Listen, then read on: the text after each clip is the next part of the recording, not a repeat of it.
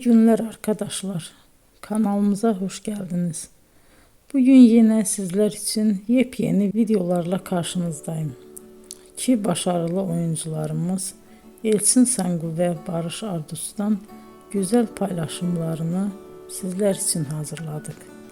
Elçin Sangu, Sevdim Alabora, Yalancı ve Mumları, Kiralık Aşk, İyi Günde Kötü Günde bu dizilerde rol almış ve herkes tarafından çok beğenilmiştir.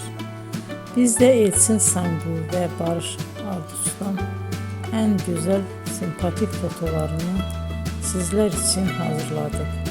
Bu karelerin devamını istiyorsanız emeğe saygı olarak kanalımıza abone olup yorum yazmayı unutmayın arkadaşlar. Teşekkür ederim.